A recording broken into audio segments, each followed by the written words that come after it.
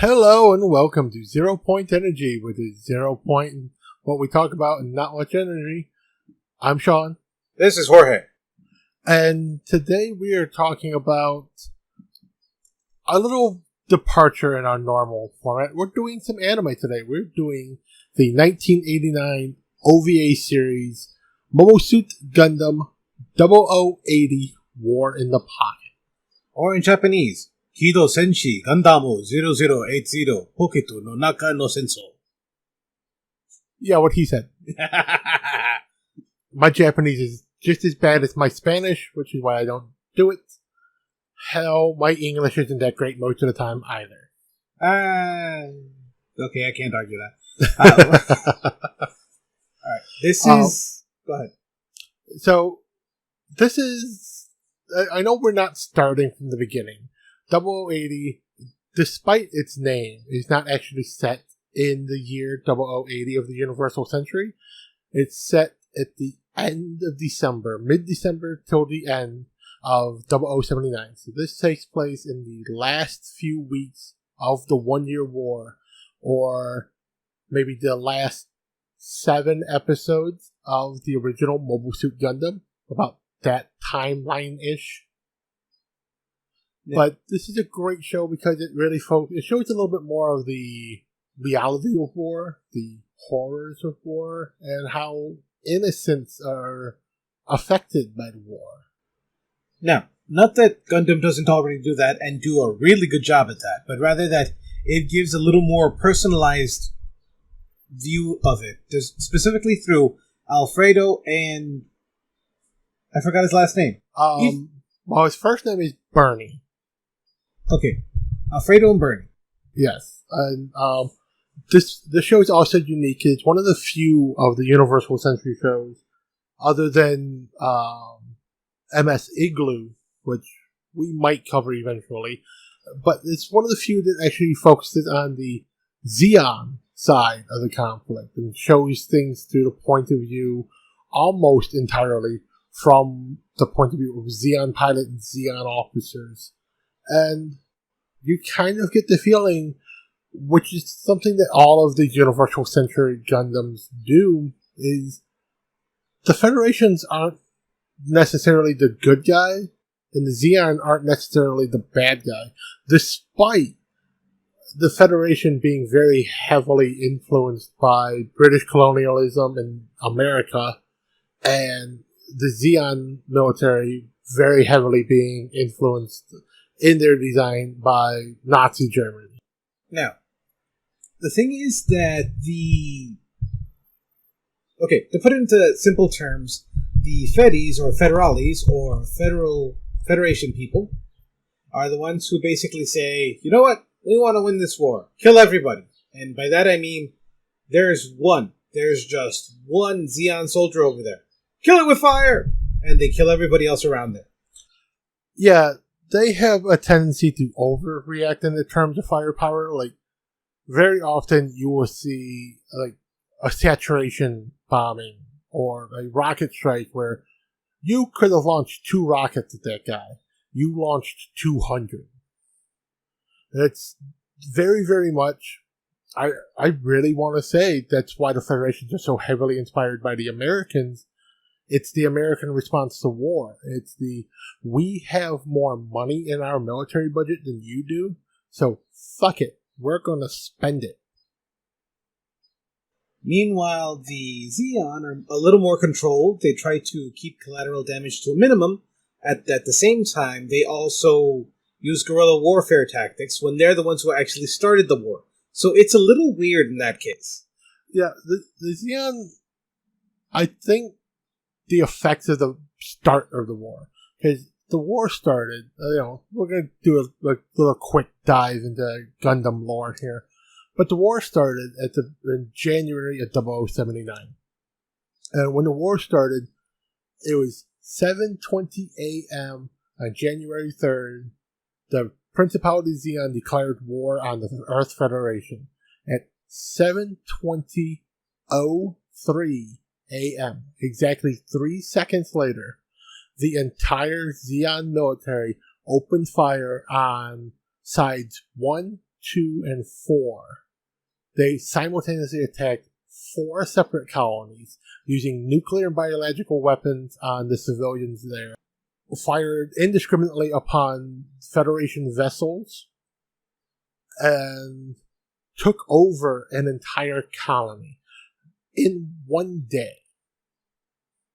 I then spent the next week retrofitting that colony to be reinforced for re-entry, putting bigger engines on it so it can decelerate it so it would fall out of its orbit and get dragged into the Earth's gravity well, so that they could slam the colony into the planet to destroy the South American base of the Federation at Jaburo, which is somewhere in the Amazon rainforest. But due to interventions from the Federation military actually shooting the colony and making attempts to break it up and destroy it, it actually slowed down enough that it was going to miss.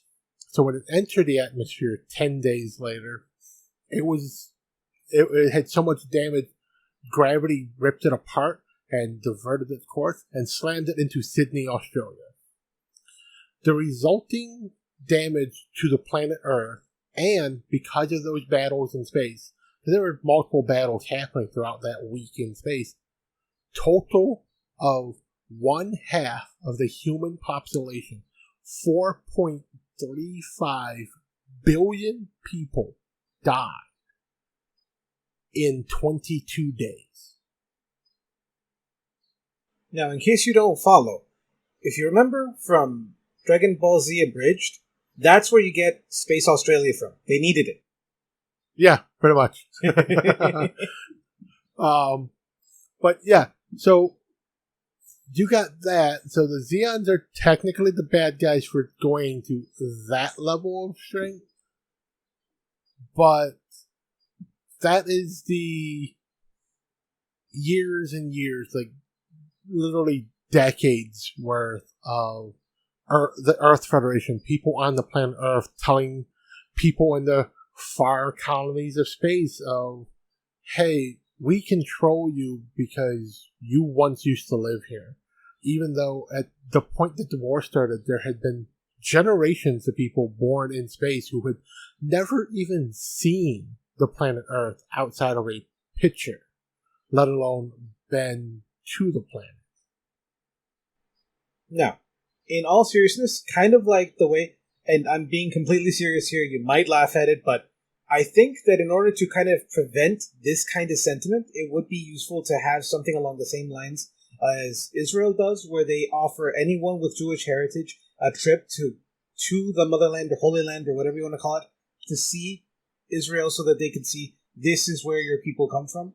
At the same time, for all the colonies, it'll be ungodly expensive, but they at least can go to Earth and see this is where your species evolved. You know what I mean? See, that would be the smart thing. But instead, what the Federation did was, the whole reason the colony project got started was the Earth was getting overpopulated. So they started making colonies. Now, instead of making it so that the rich people who could afford to get onto the shuttles move into space, they did the opposite.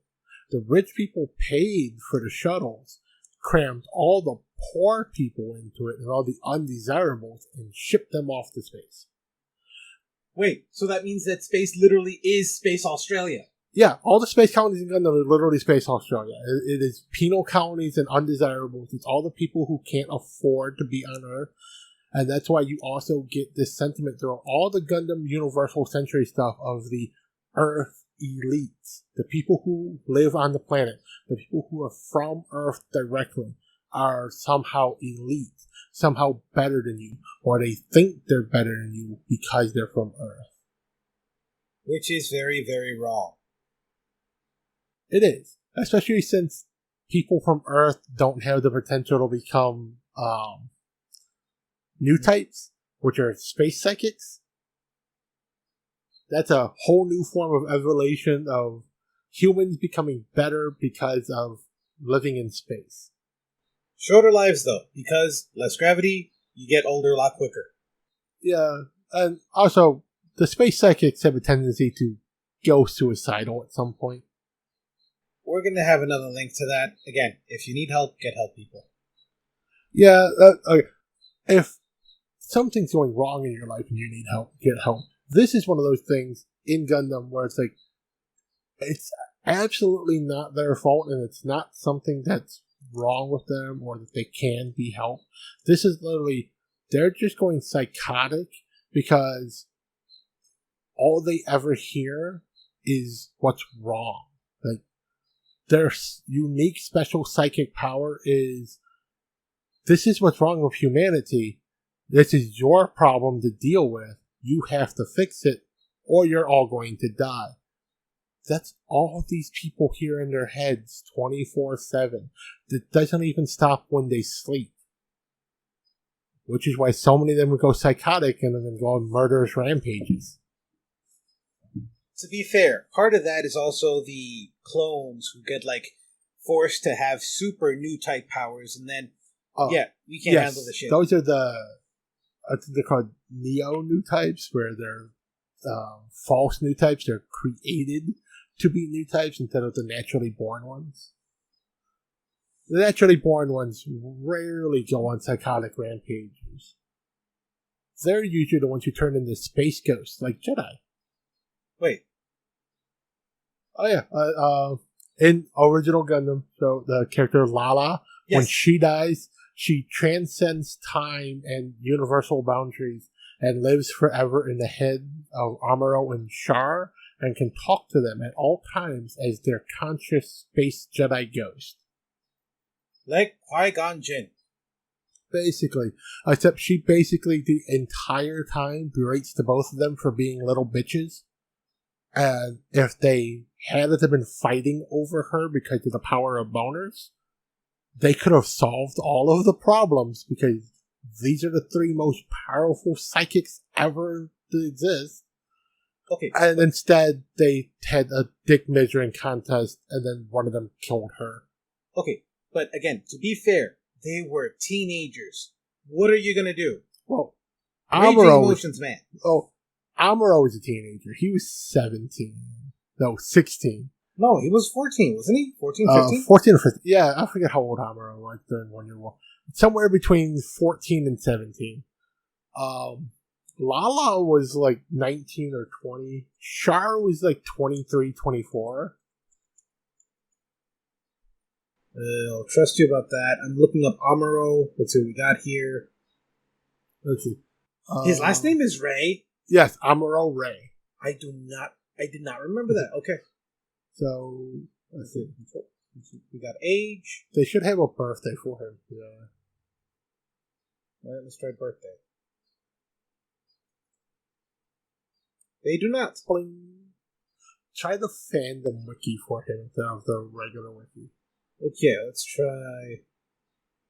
There is no search. Yeah, there's up at the top. Okay, Left. yeah.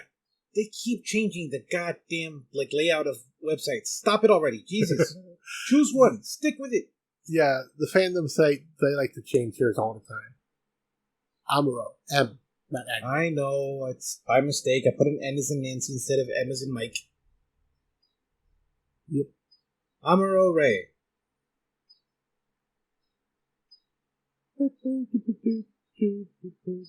He's 15 in the first show. So he's 15. Lala's 17 or 18 when she dies. And Char is like 23, 24. I'm not going to look up everybody. Just wanted to know about Amuro because I was pretty sure. No, he was like 14, 15. Yeah, so he's a teenager. He's a hormonal teenager. But the other two are technically adults. Okay, so we know that Char is kind of crazy and kind of sadistically homicidal. So what is Amuro's excuse? He was a teenager. He was emotional. Deal with it, people. Yeah, pretty much. Also, they love her, but she berates both of them. That is a toxic relationship. Made even worse by the fact... She doesn't start berating them until after she dies. It's like she's constantly reminding them of, hey, remember when we were trying to solve the world's problems and you killed me? Or when she's talking to Char, hey, we had this plan. We were going to make a utopia where new types can live in peace. And then you let me die? We could have just talked through that, right? But she just reminds them that I'm dead because you jackasses couldn't just stop measuring your dicks. Okay, now, the thing is, though, she was fine when she was alive. She got toxic when she was dead. So, two ideas. Like she's still trying to help them create their utopia where new types can live in peace, but she just likes to remind them of the fact that I'm dead because you two are dumb. Okay. So, number one, she either got possessed by a demon, she's actually dead and this is a demon, or, like marriage, things get toxic after death. Well, like I said, she transcends time and the universe itself. They actually do say she does that. So, she sees the future of Char and the future of Amuro. So she realizes that, yeah, all of the good that they were trying to do, they ruined by fighting over her. They literally could have had this perfect utopia if they would have just stopped fighting and just talked. Okay, I thought you were advocating like being a throuple for a second there. No, she just wanted them to stop fighting. Just be friends. Ah, okay. Like, and that's the thing. There are points in other Gundam shows, like Zeta Gundam and Double Zeta Gundam, where Char and Amuro are getting along like they're close friends. They've put aside their hostilities. They've accepted that, you know what? Lala's right. If we work together, we can be fucking awesome. And then Char realizes that, oh, wait, I technically run that entire colony. My dad founded it. Fuck you people, I'm becoming a dictator. Nepotism at its finest. Pretty much. I mean, he did murder an entire family one at a time to get there, though. Except Pretty Infant. He was he was nice enough to not kill Minerva. He tried, but he didn't. He spared her in the end. Great. He has compassion for a baby. How about everybody else he killed? Oi. I mean, you can't have compassion for them. They're the reason his father's dead. They poisoned I take it him. back. They poisoned him, hijacked his colony, and used his words and his likeness as their poster for propaganda for why they needed to do the things they were doing. Okay. Kind of like the people who followed Che. Like, no, he was a horrible man. Stop that. But his ideals were wrong. They were wrong. Mostly. Look, I will not sit here and defend Che. I won't defend him at all. Okay, I'm just gonna say some of his ideas seem pretty good. Most of them, the fuck. Yeah, the ideas that people cling to the most are the fuck ones. Unfortunately.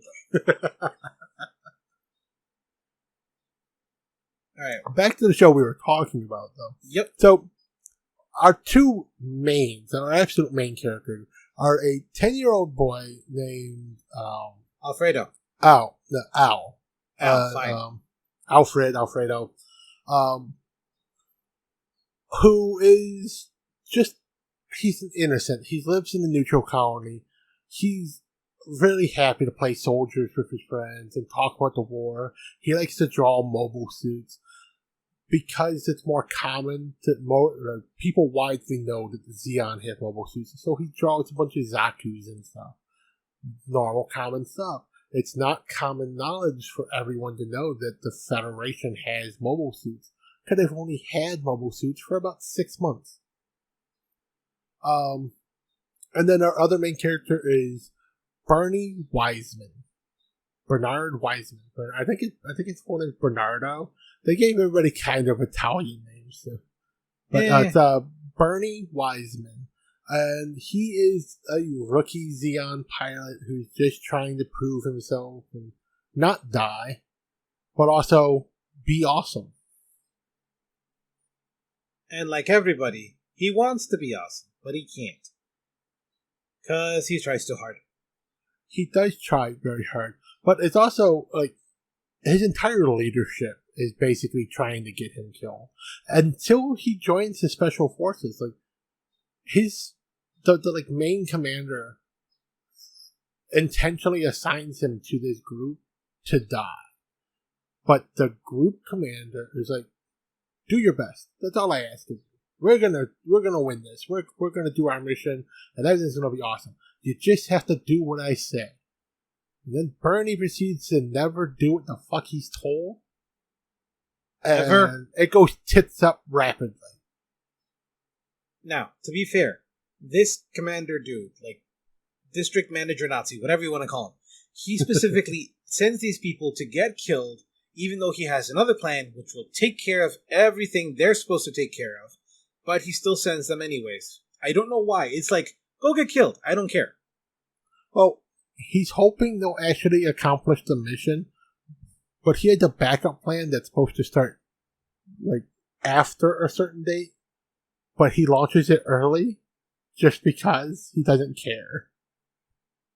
That's my whole point. I mean, having plans behind plans behind plans, that makes sense. But at the same time, if you know one plan is going to work completely, might as well just go with it instead of having people die unnecessarily. Yeah, but again, this was at the end of the 1 Year War. This is in the late days.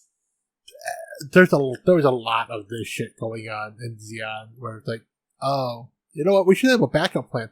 So in case they fail, oh no, we're going to launch the backup plan anyways. We're going to assume they have failed. They just left. Yeah, let's assume they just totally fucked up. Launch the other squad. Now, with that being said, we have... Wait, we're going in order? Kind of, sort of. So we Go got ahead. Bernie. We have another technical main character, although she is kind of relegated to side character in it, and that is Chris McKenzie, the pilot of the Titlator Gundam for this particular show. Now, her Gundam is specifically a Hers prototype, hers is a prototype designed for new type pilots. and it's the Alex NX-79. It is the RX-78 NT1. That's it. Yeah. Which is a derivative of the RX-70. It's the last of the RX series. It's the 4th generation RX unit. The RX-78-2 is the one that Amuro pilots. And Amuro's data that he'd been accumulating since September when he became the pilot was used to help program this mobile suit for combat. But then they also figured, Amuro's biggest struggle in the Gundam is it doesn't react fast enough. So they created this special magnetic coating that makes the joints resist each other. So when they bring them in, they want to spring back to where they should be. So everything moves faster, moves more fluidly, literally because they're repelling each other and attracting each other. So because of the attraction, they close quicker together. And because of repulsion, they push back out to the reset home position faster. It's actually an interesting technology, which kind of works in the real world, but not well yet. But her entire suit is basically, it was designed specifically to give to Amuro to help him win the war. And then turned out Amuro didn't need it because he was a badass. Also, Space Jesus. Space Jesus, really? The man died in a nuclear explosion and walked the fuck out 3 hours later. Lady Luck smiled on his ass. Maybe kissed it too. I mean, people went to his grave to find his body, and then he was standing there like, hey, what took you so long? So, like Buffy. Kinda. Now, Miss Mackenzie, beautiful woman, love her red hair. She is basically a sister and has known Alfred all his life. Or Al. Yes. And like she's always lived right next to him. She went to Earth for a little while to study. And while she was studying, she joined the military. And at some point became a test pilot. And so she's testing this special mobile suit that is literally like, it's even commented on during one of the scenes where they show her doing the test. This thing was made for monsters. No one can keep up with how this thing is meant to be used.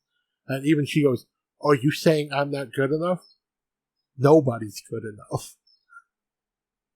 Like no one is slighting her and her ability at all because this thing hasn't killed her. But everyone's like, "You're not even close to being able to bring out this thing's potential. We need someone like Amuro." I got nothing to say. I mean, she's just... The way she fought, you could tell she was a little slow. We see a little bit of a simulation that she goes through. And then suddenly, out of nowhere, literally out of nowhere, what do they call it? Guff? It was Dom Tropin. Dom Tropin comes up and shoots her right in the face. Yes. And it's one of those things, if a new type pilot was piloting it, they would have had the foreawareness to know that was coming. And they would have already been dodging before it is even remotely close to in position. We actually do see Amuro do a lot of that in the first show. But that's why they mentioned to her, like, she can't bring out this full potential. They're just making sure this thing works before they send it off to Amuro. She's not meant to draw out the full potential. She's just meant to make sure shit turns on. Now, she lied to her family. She said she was just a data analyst, but no. I mean, she's a pretty lady in the military. I mean, this is at a time when that's what women did in the military. Okay, what was the name of Aliens, Marine, Big Gun? I want to say Hernandez, but that sounds wrong. Vasquez. Okay, hold on. Let me look it up just in case.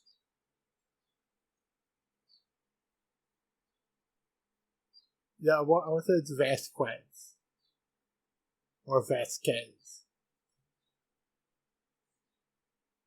Okay, we got the plot. Cast.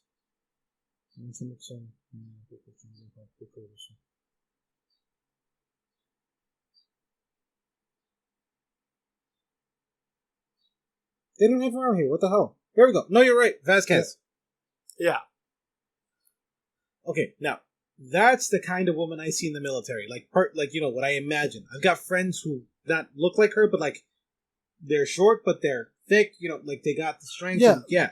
Because nowadays, and especially since the mid-'80s on, you started seeing women fulfilling a more combat role. But this show was made at a different time. So, the show was made in 1989, but like the Japanese Self-Defense Force wasn't allowing women to join for frontline service. They were data analysts, they were nurses, they were receptionists. Yeah, they were soldiers, but they answered the phones. Okay, and fine. That's what Chris is saying she does. She's a soldier, but she works the computers. The reality is she's a mobile suit pilot, but nobody's supposed to know that the Federation actually has mobile suits. So that's why she also has to keep her job secret. Also, the Federation, one other strike against them, went on this neutral colony, and then they made their own bases in order to test this experimental? Yes, experimental. Well, experimental that's a theme with the Federation, because in the first Gundam, they're on Side 7, where the experimental Gundam is being assembled and put onto its next generation special warship. Side 7 is a neutral colony. Like, the Federation has a tendency to build war machines in neutral colonies because it's neutral. I know it's probably a common practice, but at the same time, that ain't right. It's not. But that's another strike for the Federation aren't exactly the good guys either. Kind of reminds me of using white phosphorus, if you know what I mean. It's only a war crime if you get caught. Okay, moving on. If you don't get that, look it up, people. It's never a war crime the first time. Long live Quack Bang. No, wait, the Fat Electrician. Quack Bang out.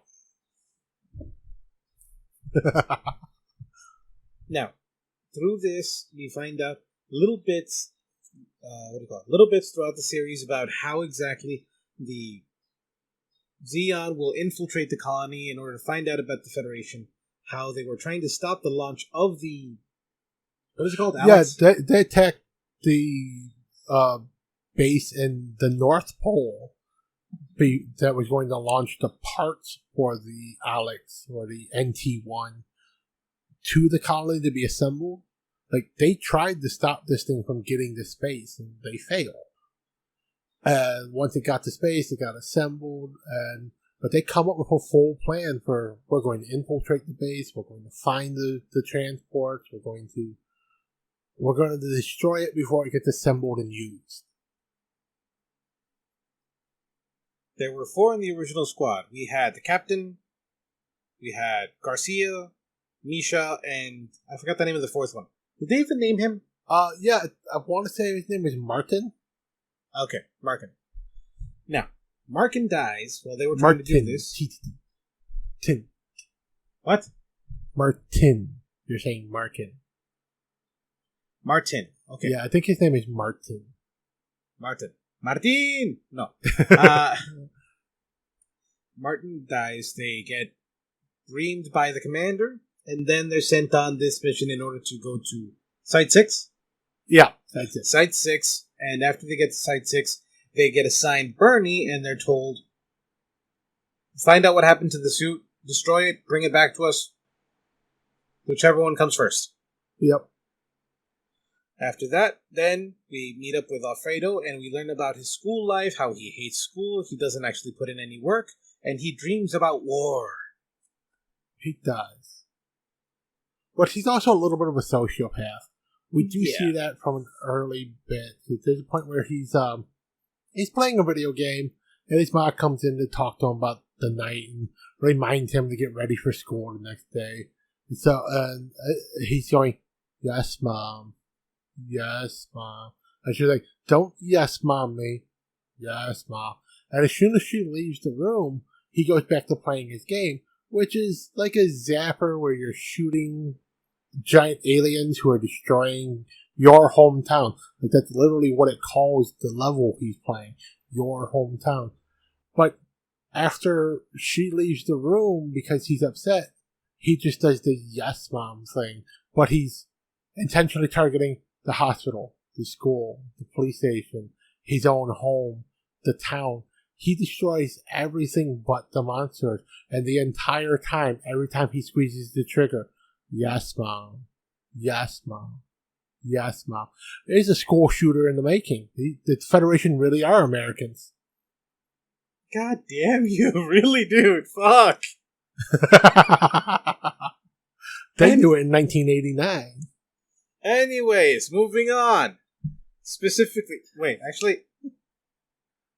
Alright, you know what? I can't argue against that. But moving on. Specifically, we have... Fuck, I forgot what I was going to say. Fuck.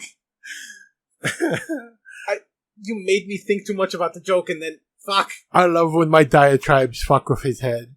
God damn you! He's a sociopath and then... Nope, I forgot. Okay, moving on. We see other bits of his sociopathic tendencies too. Like, when the Zeon actually infiltrate the colony, it starts a little battle. And there's fighting in the streets. for the first time, people see a Federation GM, but they're also seeing Zaku.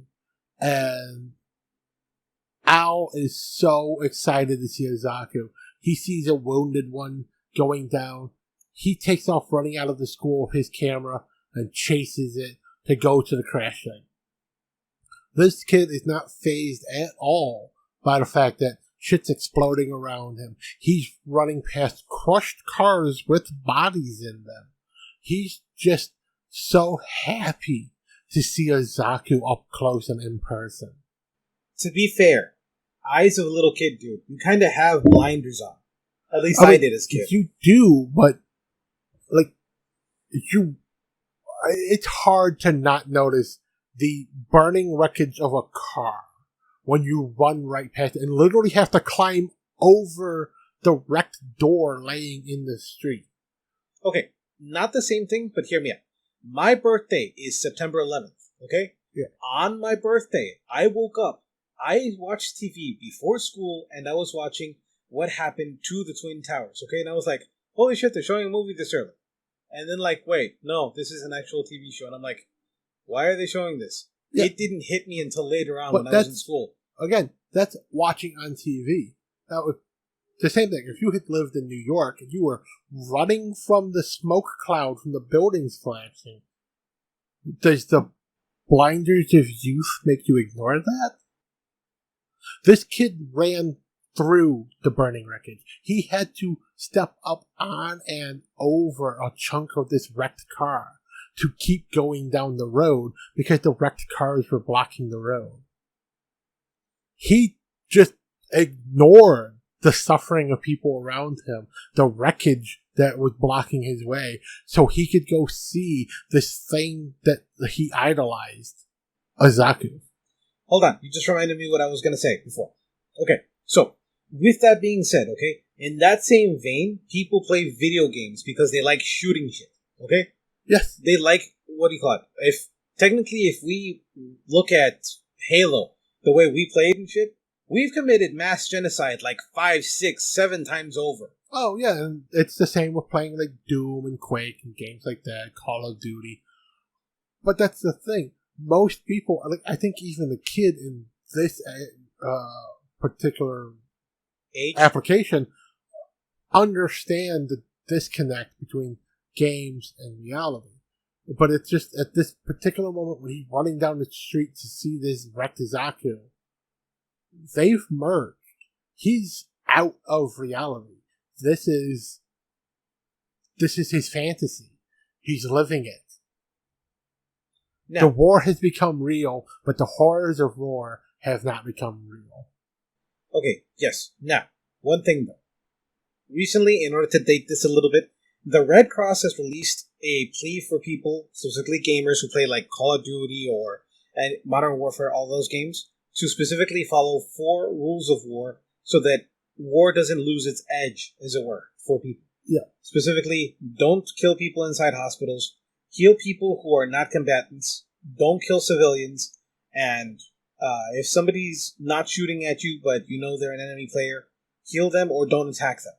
Oh, well, there's also the other big thing that the Red Cross has always advocated for with video games, but it's also technically part of the Geneva Convention. Don't use the Red Cross in video games to denote healing items. The Red Cross is a symbol of help. They do not want their logo associated with war zones and that. But even in the Geneva Convention, you're not allowed to shoot at things that are bearing the Red Cross because those are non-combatant medics.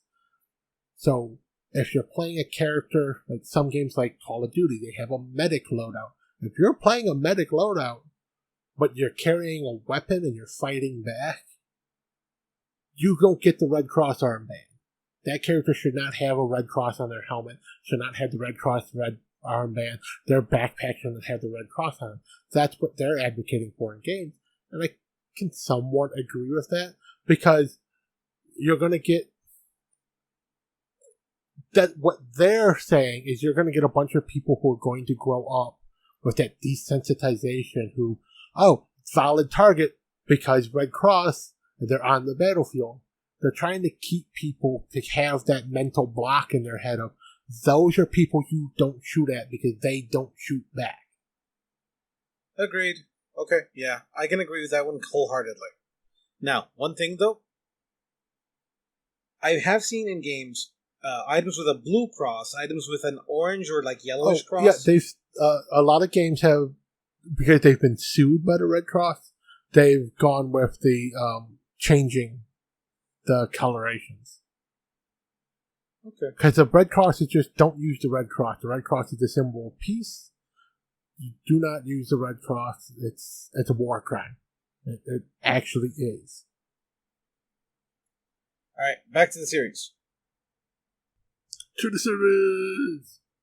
Just honestly, I think this series has a mix of what's called mecha gore and mecha porn. You get the mecha gore because you're seeing the mobile suits kind of get all ripped apart. There aren't a lot of battle scenes in this show, but when you do see battle scenes, you see the machines get all shot up, all torn apart, or you see realistic battle damage to these things. That's the mecha gore. The mecha porn is you see repair hangers. You see them assembling things. You see them disassembling things.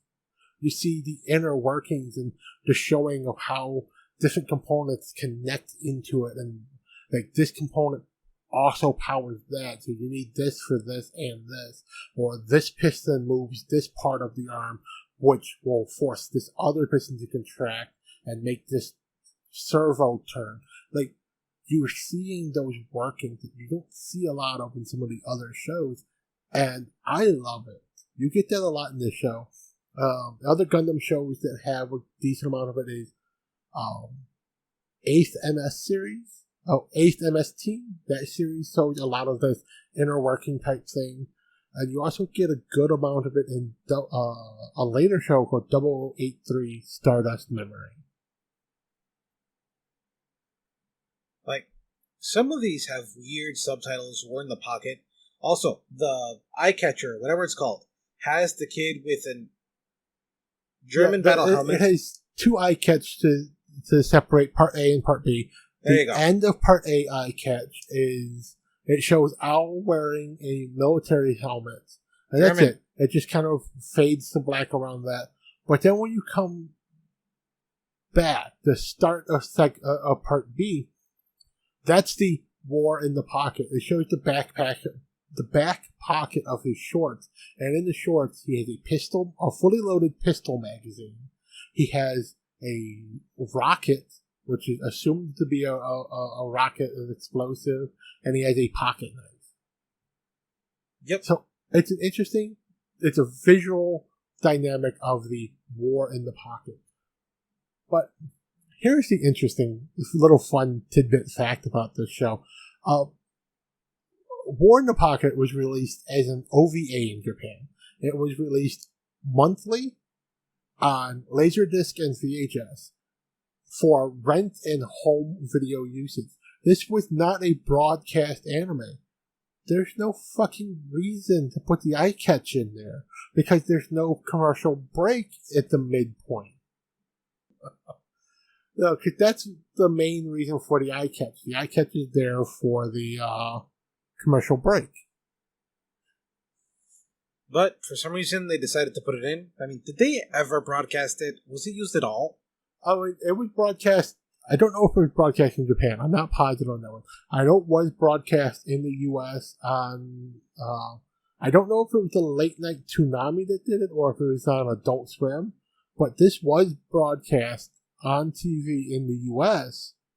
But they didn't use the eye catch. It just faded to black for the commercial and then came back. Okay, that's a little weird. It was at the same point where the eye catch would be, but they didn't show the eye catch. At least not in every episode. They did show it on some of them, but not all 6 episodes for the entire OVA. Yeah. Alright. Alfredo goes to school, he messes around with his friends, and then he gets out, and then, like Sean said, he finds the broken down Zaku? Zaku. Specifically a Zaku high mobility type, which is something that didn't come out until the end of the war. So it's actually kind of interesting to see a rookie piloting it. The high mobility type, for those familiar with Gundam, is basically a Zaku outfitted with the same calf skirts that a Dom or Dom Tropin would have, where it can kind of skate or glide across hard surfaces because it levitates slightly off the ground. Basically, they're hover skates. Basically hover skates. Basically. And in space, they act as extra maneuverability vernier. Then he meets for the first time Bernie. Bernie points his gun at... Go ahead. Awesome. I like Bernie. He's a good guy. He's also very quick with the pistol, pointing it to Al's head like, twice, 3 times? In that specific episode, like, he holds it steady on him for the entire end of the episode as it fades to black. Episode 2 starts, it's coming up, so as it's fading into action, the positions are a little different, but Bernie is still holding that gun on him. He holds the gun on, he lowers it, climbs down off his Zaku, points the gun back at him, so now that's 2 times he's pointed a gun at him. Tricks Al, because Al is unfazed by having a gun pointed at his head. He's just like, oh, cool, you got a pistol? Can I hold it? Which screams Catholic Church vibes. Hey, let me touch your gun. No, God damn you. Okay, again, every single organization has some kind of kitty diddling for some reason. Legit, Lutherans, what do they call them? Pentecostal, like, there's a bunch of them all over the place. But you know who gets the biggest? What do you call it? The biggest, like, oh my God, the Catholic Church. You know why? Because they're literally the biggest. Also, all the rest of them kind of own it. Like, they don't try to hide it constantly. That is a lie. What do you call it? The Mormons, the Lutherans specifically, I know for a fact. The Mormons created an entire state just so they can have it. They ain't hiding God shit. You welcome to Utah. That's it. No, thank you. Just moving Become a Mormon. Have 6 wives and one of them can be 10. Welcome to Utah. That's it. That's literally it. They're not hiding it. The Lutherans don't hide it. Like, they don't publicly broadcast it, but when somebody within the Lutheran church says, hey, you know that priest? He touched me when I was a little boy. You know what the Lutheran church does? Our bad. He's not a priest anymore. You know what the Catholic Church does? I don't know the fuck you're talking about. He's a cardinal. They promote them. Or they give them vacations around the world by moving them from place to place, so they can touch the most amount of kids possible. This is why I will always give the Catholic Church shit, and this is why they're the whipping boy who organized the decisions when it comes to the kid diddling. They do the most to sweep it away. They pay off victims for hey, stop telling people that he diddled you. But he did. Stop telling people that, though. Here's money. Oh, wait. Let us dig into the Nazi war gold that we've been hiding in our vaults since World War II.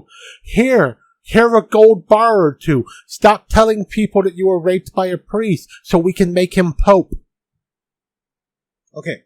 I cannot argue against any of that except for one thing. At least they promote from within.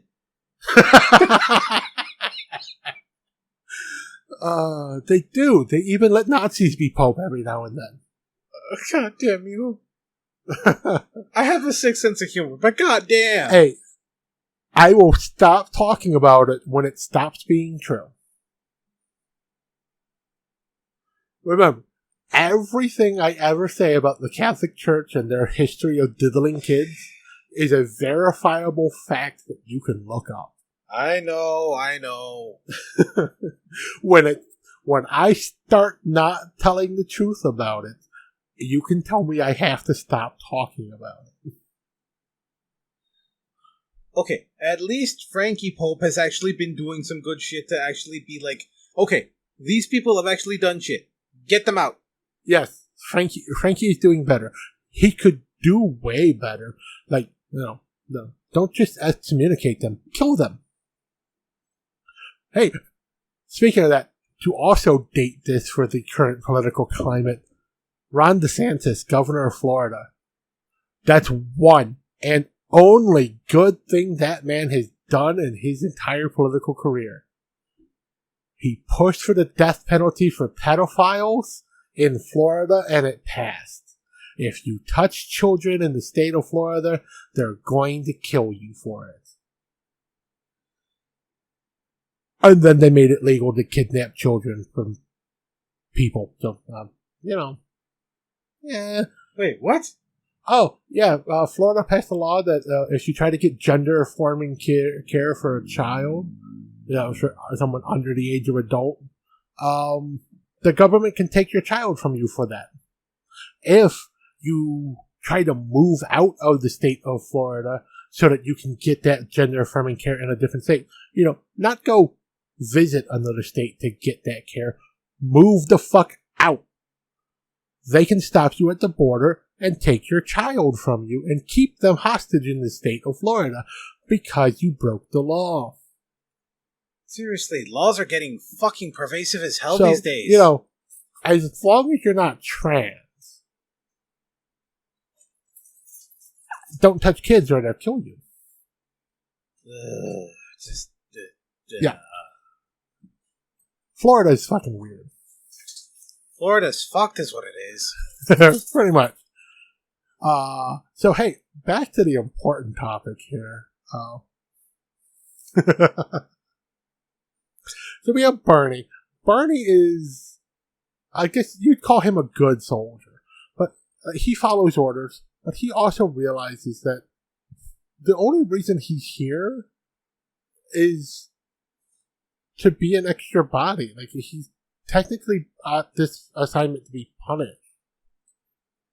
So it's just interesting. I mean, he's being punished, you're right, but at the same time, he's being given an opportunity to redeem himself through the special forces with the captain. Sure. Even though, go ahead. I mean, it is a good way to redeem himself if he can pull this off. If he can be part of the team that successfully captured a Gundam or destroyed a Gundam. That's a huge thing. But, it's also a no-win situation. Then we get down to Bernie leaving in the captain's Zaku because they somehow crashed into Side 6. He gets over there. Then they come back, sneaking in with a... What the hell was that big blue thing called? Oh, that is a... why did I just space? It's literally one of my favorite moments. Oh, it's a Comfer. Comfer, okay. Yes. Which is awesome. It is a Zeon version of a high mobility mobile suit, which literally designed for one purpose: win or die. Like, its entire design is based around you're going to go really fast, you're going to have lots of weapons, keep shooting until you run out of ammo, and when you run out of ammo, good fucking luck. Okay, okay. So from there, they're given their mission to infiltrate, bring in the camphor, and then destroy or capture the Alex.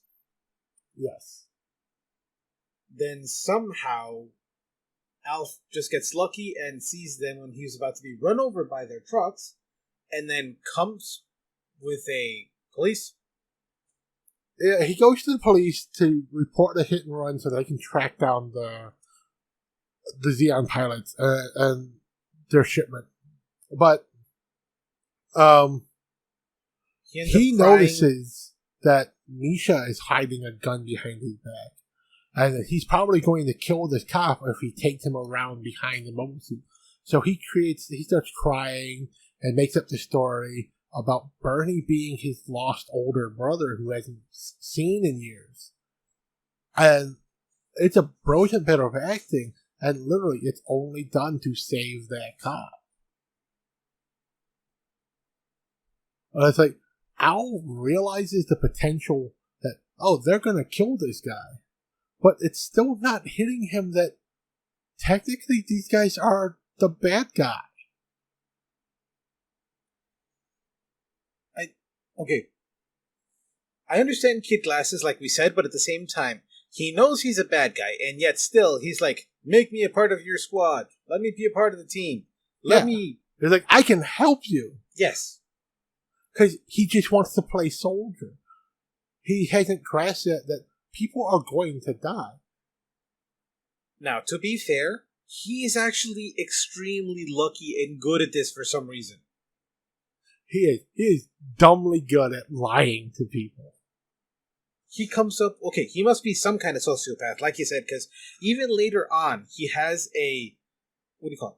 He lies to a cop in order to distract him before Bernie steals a truck. Yes, and like on the fly comes up with this perfect, very believable story as he's smashing this Federation truck with a pipe, and then he starts yelling and crying, "Give me back my dad!" And he's blaming the Federation. Like, if the Federation hadn't come to the colony, the Zeons would have attacked. Therefore, his dad is alive. This is just part of his story. His dad wouldn't have been killed in the crossfire from a stray hit. Therefore, in his head, the Zeon are bad. That's why he's smashing their truck. He's blaming them for the death of his fictional father in a very believable way. Now, one thing to be fair, the kid is using a metal pipe, long lever, and he smashes a windshield. If anybody's actually tried to do that, it's actually fairly hard. He's windshield 10 years old. Is really hard to fucking crack.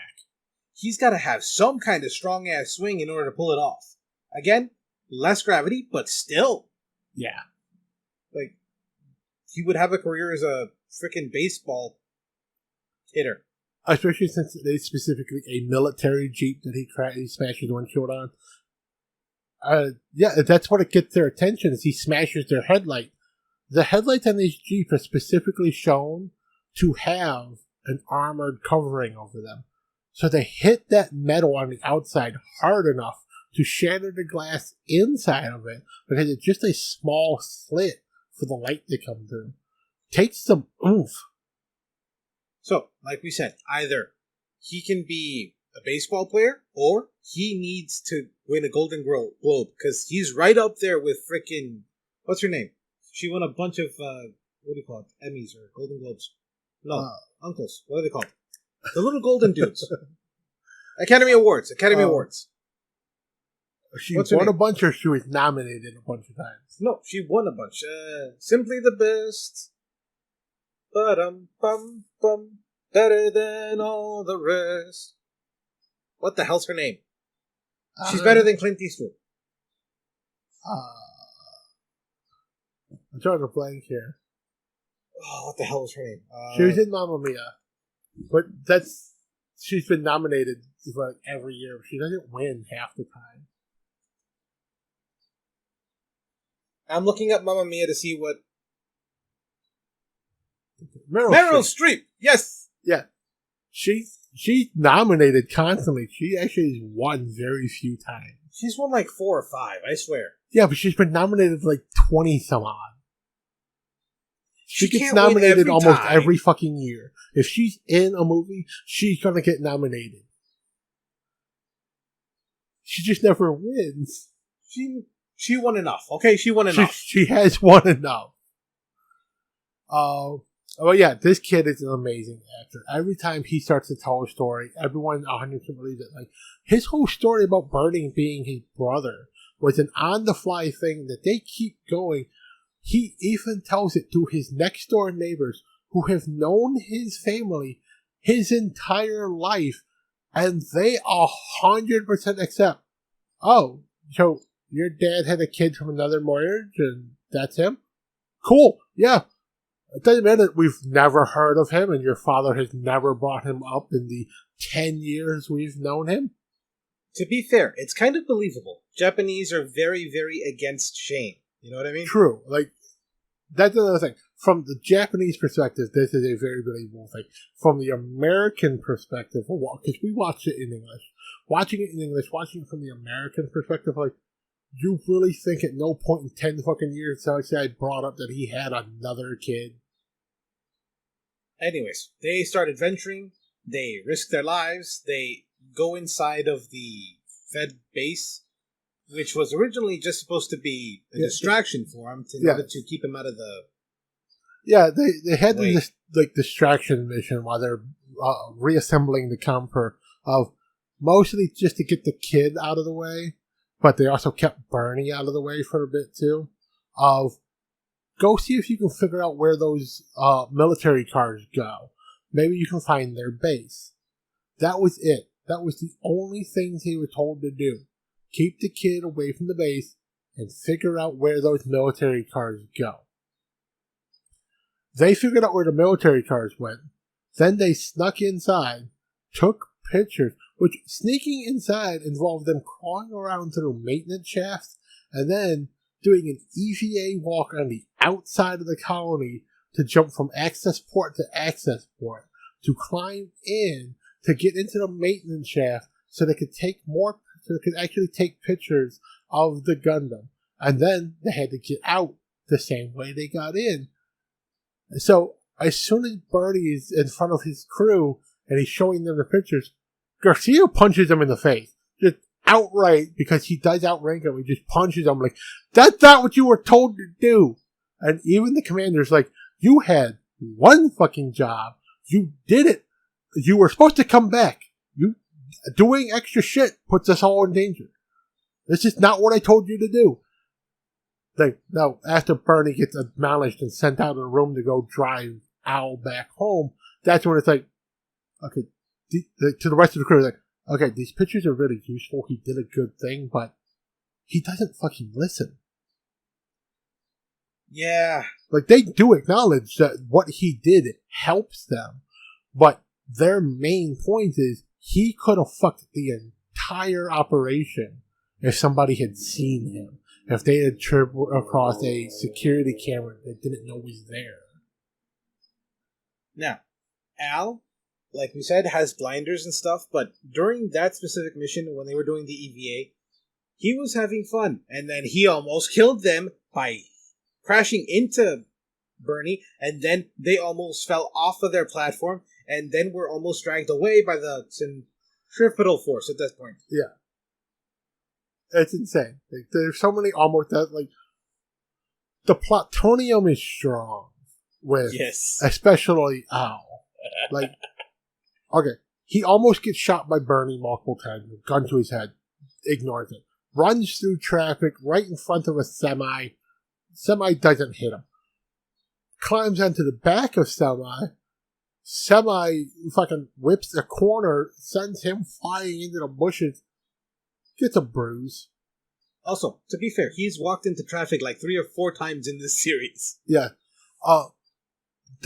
And towards the end episodes, he walks into a forest filled of smoke grenades, so choking on the smoke, never goes unconscious. Is standing next to a mine that Garcia detonates with his dead body, doesn't get phased by the explosion.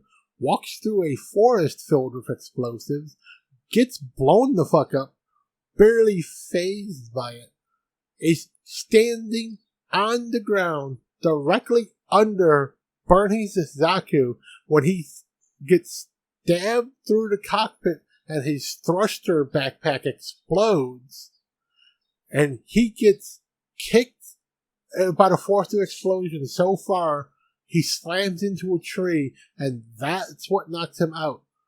He should have died from just concussive force like 5 or 6 times before that point. The blast wave of those explosions that kill him. Shrapnel. Like this show makes a point to show that shrapnel blows off of these suits when they explode. When those mines blow up, they send little shards of crap everywhere. This kid is the embodiment of luck, and his body is wrapped in so much plutonium, it's like a King Kong axe. That's harkening back to an old episode by ours. Watch our podcast. Yes, watch the podcast, but from there... God. Plutonium is stronger than Gundarium. Oh, God. It's lunar titanium in this one. Lunar titanium. It's lunar titanium in all of them. It doesn't officially become Gundanium until many, many years later. Alright, fine. But, yeah, it's just... This kid can't die.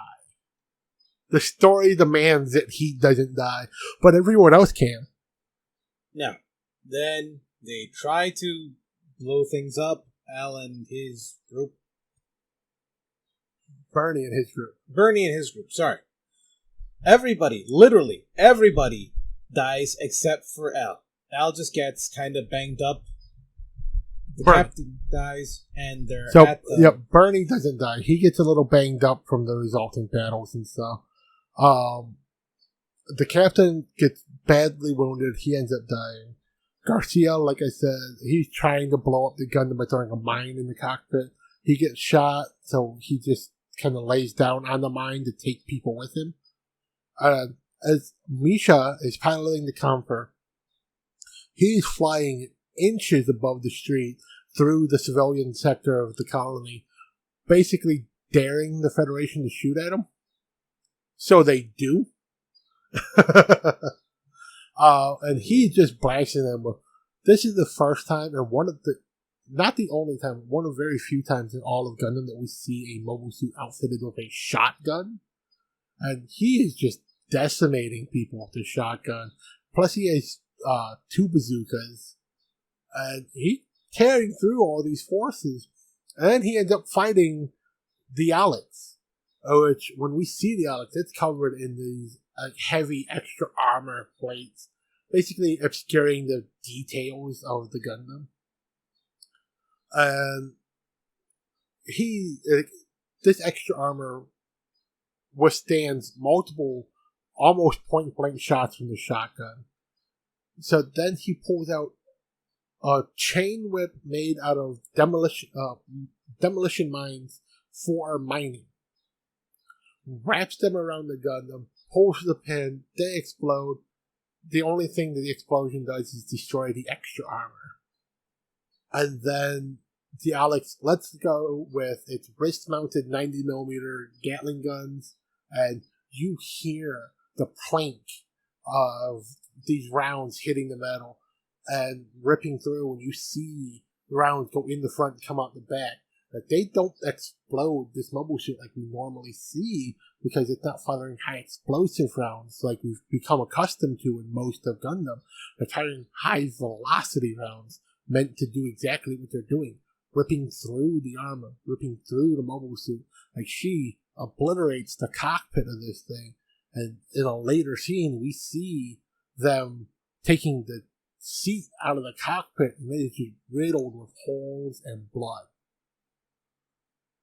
So that's Misha, Garcia, the captain. I keep getting the captain's name.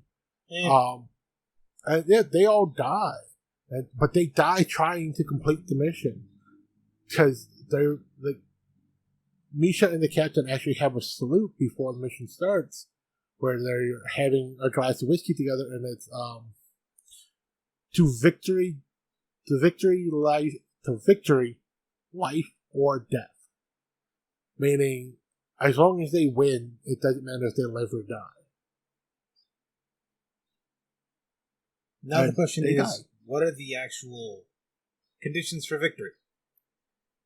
Well, their main mission is to either capture or destroy the Gundam. So, yes. I think that's their condition for victory. They don't care if they die as long as the Gundam is destroyed. But then later on, Bernie has a change of heart in order to try to keep the colony actually being alive and running. Well, instead, Bernie finds out that the head commander, the main officer in charge of the Zeon group, not the team leader, his backup plan, in case they failed, which he just launched anyways, assuming they failed, was to launch a nuke at the colony, which again, we talked about the Antarctic Treaty a little bit. I think I mentioned it. The Antarctic Treaty bans nuclear weapons from being used, but it specifically bans the Earth Federation forces and the Principality of Zeon from using nuclear weapons against each other and against each other. This commander, he literally goes, well, it's a neutral colony. It's not part of the treaty. So he's using the wording of the treaty, the specific wording, as his loophole for, well, since they're not part of the Federation and they're not part of Zeon, therefore we can nuke them because we're only not allowed to use nuclear weapons against the Zeon or the Federation. So then Al and Bernie go on a stealing/fixing spree in order to make his original Zaku space-worthy, sea-worthy, land-worthy. Combat ready. Combat-worthy.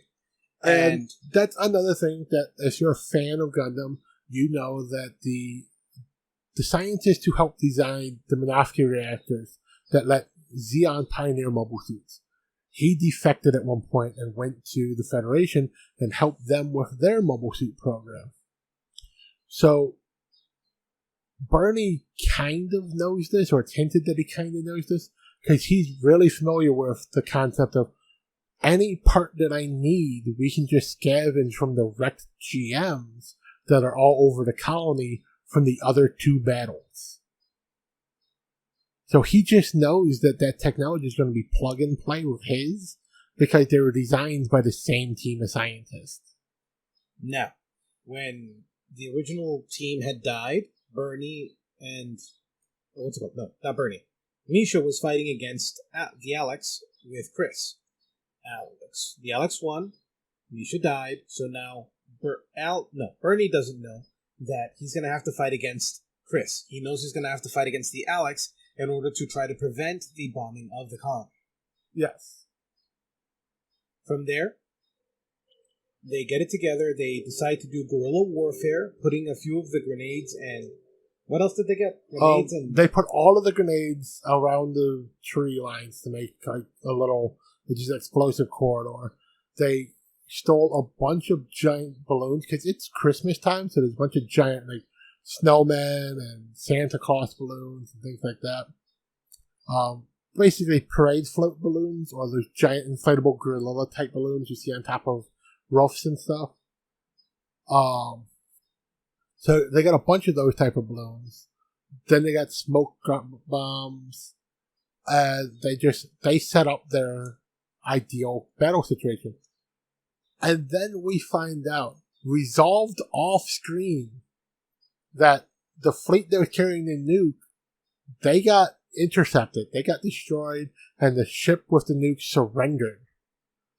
And it's fucking amazing that this big main plot point, this whole point of making this little montage and this whole fight, doesn't need to happen. And Owl finds out of it and goes running back. He's trying to stop the fight. And he stumbles into the area of the fight and he's just watching them beat the hell out of each other. Like, it is a good fight, and it really shows that kind of realistic horrors of war. Like I said, the mobile suit gore. Like, there's a point when Chris is unloading into the Zaku with the wrist-mounted Gatling gun, and one of the rounds gets through the cockpit door for Bernie's Zaku and rips through right next to his head, so he has a little head wound from just the shrapnel from his screens exploding. And as he's falling back from that, he slashes wildly at the torso of the Alex, Chris's Gundam, and he slices across the cockpit door of the Gundam, and again, because he blows up some of her monitor screens, she gets a big shrapnel wound in her arm, making it a little harder to pilot, because she got injured. These are two, like, in past Gundam shows, damage to the cockpits on this level would be, that's it. That's the end.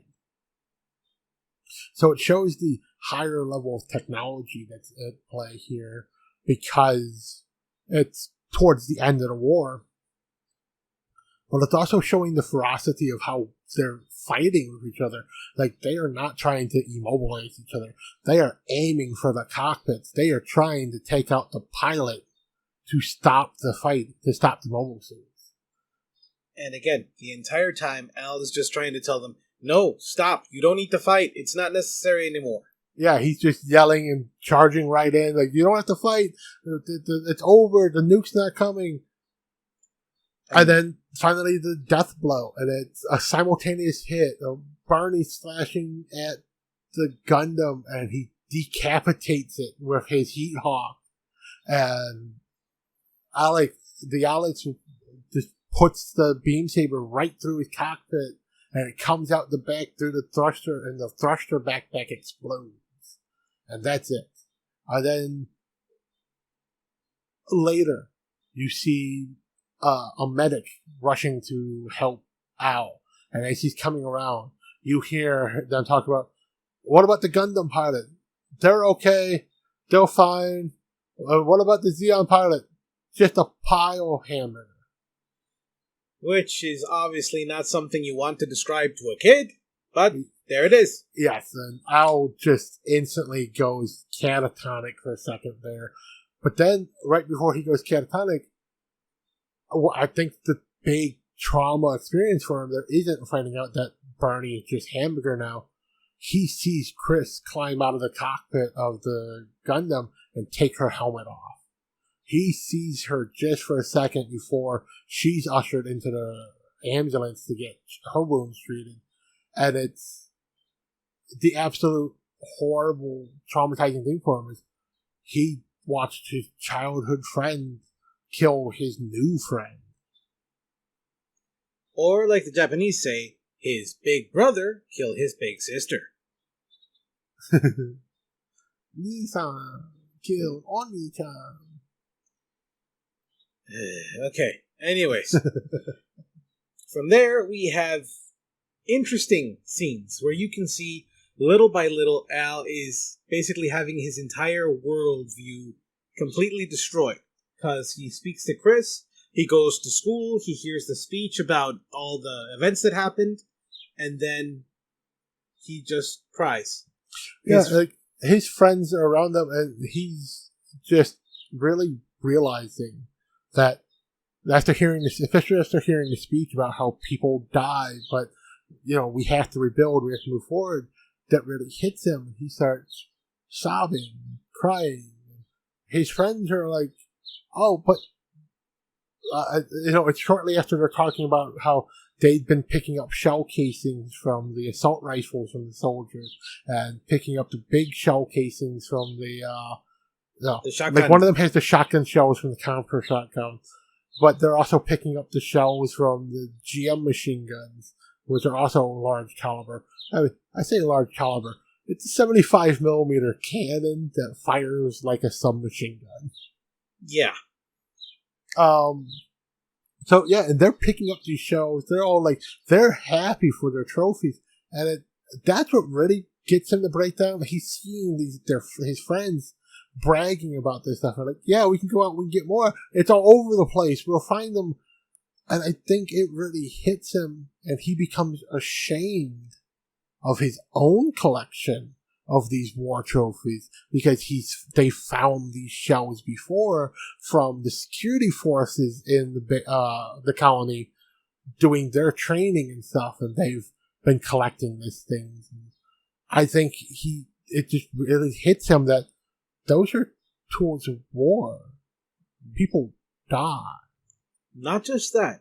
His friends were also innocently saying, don't worry about it, we'll get to school, and then we'll get more days off when the next war comes. And then, obviously, he's like, oh no, not again. Yeah, like, he kind of smiles through the tears, but they never stop. We literally get the fade to black moment into the kind of sad song that this show has for its ending sequence of every episode. And it's, yeah, he's just smiling through the tears, trying not to have a full breakdown. This show, this OVA, really has that moment of the horrors of war, the realities of what's going on around them. Now, the opening theme is called Reach Out to the Sky Someday, or Itsuka Sora ni Todoite. And it is a very kind of poppy, happy-go-lucky song that does absolutely not fit the theme of this show at all. To be fair, neither does the ending, Distant Memory, Doi Kyoku. I mean, it fits better for an ending. Yeah, okay, yeah. Because it is kind of sad, kind of somber. Overlaid with there are pictures, there are little snapshots that play throughout the end credits. And the Distant Memory song fits through this little slideshow of memories. Because it's these showing civilians climbing on and around the wreckage of warfare. And the people going on about their lives and having to deal with this is their reality. But you're also seeing kids crying because obviously they've been separated from their parents or their parents are dead. So you're seeing in these slideshows, again, the realities of war. It's a horrible thing. And children are affected horribly by it, or even adults. But this show is mostly meant to be showing you kids. How kids are perceiving this war and the innocence of children and how it can be stripped by just these types of experiences. Actually fully understanding and coming to grips where people are dying around me. These are my friends. These are my family. This is that nice old lady from down the street. She doesn't exist anymore. She didn't die of old age. Her house got crushed. It kind of puts Cantini and, museums into a different perspective, you know what I mean? I think that's why I love that museum so much. We're talking about the Cantini Museum in Wheaton, Illinois, where it's the 1st Infantry Division Museum, or the Big Red 1 Museum. They have, inside the museum, a giant diorama that is a scale replica of the trenches going through the city of Cantini in France during World War One, and you're seeing that. You see from looking over the walls in the trenches that those are houses. Those tables are set up for dinner. There are people, they have mannequins inside those buildings. There are people going about their day. Well, you're walking through a trench with machine gun emplacements and rifle shell cartridges all over the ground. And it's like, it really does hit you. There have been moments when I've gone through that museum where I've teared up a little bit because, yeah, it's a museum, it's a diorama, but it really kind of shows this was everyday life for these people. This was normal. And have a bunch of dudes with machine guns walking down the streets while you are having dinner.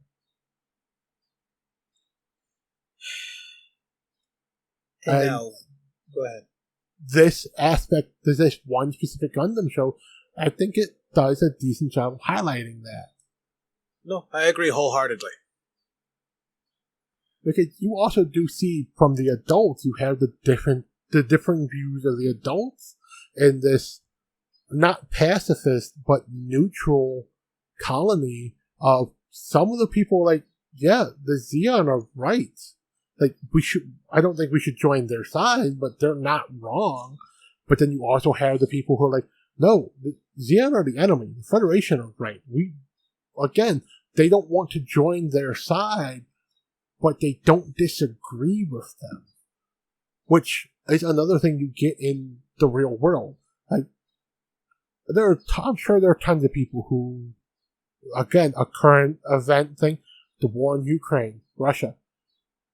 Russia's not entirely wrong in wanting to keep Ukraine folded into what was the Soviet Union and trying to suck it back up into Russia.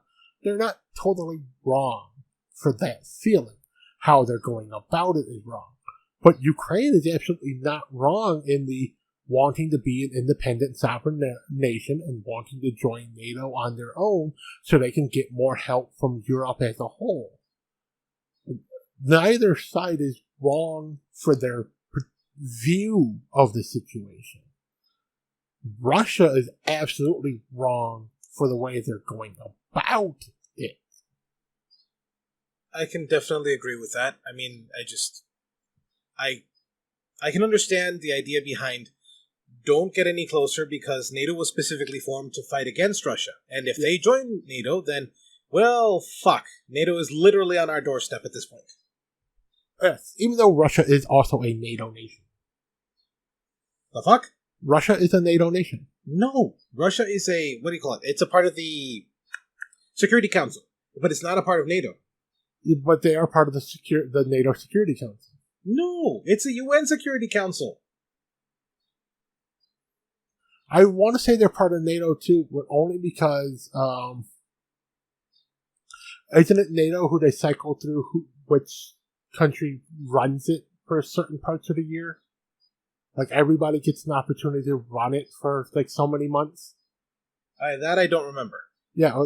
By the way, twice now during the Ukraine war, when it first started last year and at the beginning of this year, it was Russia's turn to be in charge. So Russia's like, yeah, they're wrong because they're trying to join and they shouldn't be allowed to join. Okay, we'll check this and come back in another podcast. It might be the UN Security Council.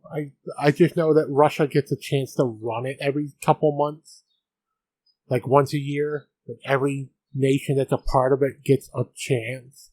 Like they have a representative. Like, okay, you're the head of you're at the head of the table for a while. And it's a weird thing. And again, like I said, I am not saying that Russia is right in this situation. I'm just saying I can see how their view of wanting to keep Ukraine as part of them is a thing. Okay. Russia is not a part of it. They are definitely a part of the UN Security Council. So then it's the UN Security Council thing. And it's all the member nations of that. They cycle through who's at the head of the table. Agreed. Okay. I know it was one of them, but I just know it's been Russia's turn twice since the start of the Ukraine war, and both times they've been in charge. It's like, you shouldn't help them. Like, U.S., those are war crimes. You shouldn't send them weapons. Why are you sending them weapons? Like, everybody who sends them troops, no. But nobody's officially sending troops. But a lot of people are stepping up for Ukraine's call to arms. Because at the very start of the Ukraine war, Zelensky sent out a global call to arms. Any able-bodied fighter who turns up at the Ukrainian border willing to fight on the side of Ukraine, you're conscripted. Take a gun and kill some Russians. Do you want to kill some Russians? And we've got a lot of Jim Bobs who are getting on planes to go to the Ukraine from fucking the U.S. All right, I think we're done, honestly. I think so. This is a great show. It's one of those, it's hard to really discuss because it's a short OVA. But it's also, it's worth watching. The music doesn't always fit. Like, you really don't start getting somber, serious music until towards the end. But I also want to say that the music is a good allegory for how Al is feeling. At the very beginning, it's always super happy, super poppy, super just childlike and happy-go-lucky. But then as you start seeing the realities start sinking in for him, the music gets a little bit more serious, and a little bit more serious, and a little bit more serious. But then after that night battle, after Garcia dies and Misha dies and all that, there's a moment where Al is getting burgers for him and Bernie, and he's going past the wreckage of the school, and he's seeing the people. They pull the body, this mangled body of a kid out of the wreckage of this building, and you hear one of them yell, "It's a child! It's a kid!" And Al is looking right at this group. He sees this body come out, and you get that traumatic look in his face. But then the music gets real somber, and the music stays kind of somber for a little bit until they have their montage scene where they're fixing the Zaku. And then it goes back to that happy-go-lucky poppy song that is the opening song. Part of that, I think, is that, like, yes, he's traumatized, but he's kind of, like, working towards saving the colony, so he's like, okay, I can still redeem myself. And then, when he finds out, no, everything was stopped. You don't need to fight anymore, stop! And he's like, oh, fuck, I still fucked up. Yeah. Oh, there is a great moment of comedy, at least comedy for me in my head. Oh, no. At one point, Bernie and Al are kind of fighting about what to do. Bernie wants to run away and give up. He wants to just escape. And Al just yells at him. And Bernie takes away their unit insignia and shows Al that it was a wire. They've been listening to him. And Al takes off running up this hill because they're in the woods, hiding by the Zaku. Now, we see him run off screen up the hill. And then the camera pans back to Bernie sitting there. He's like, damn it. And he hits the tree. And Al comes sliding from off screen down the hill, just perfectly feet planted slide. You hear the audio of him sliding down the hill.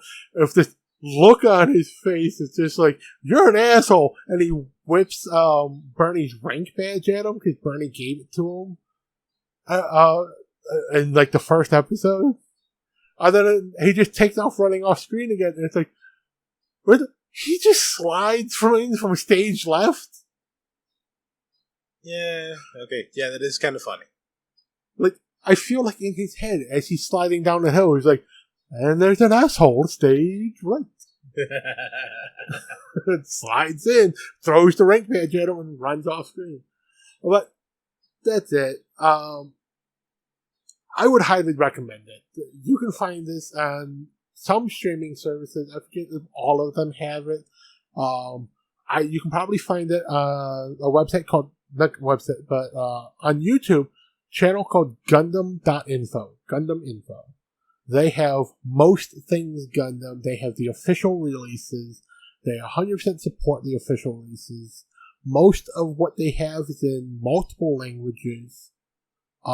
Subtitles. They have subtitles in multiple languages, audio in multiple languages. They are the unofficial official site of pretty much all things Gundam content. Definitely check them out. Again, it's Gundam.info. If I remember correctly, they also have a YouTube channel, right? They have a YouTube channel, which is the same thing, Gundam.info. Gundam, period, info. Yeah, like I said, you can find most videos from most series there. Find the DVD, find the Blu-ray. This is a good show. It's worth watching, worth checking out. Worth owning. Yeah, it is.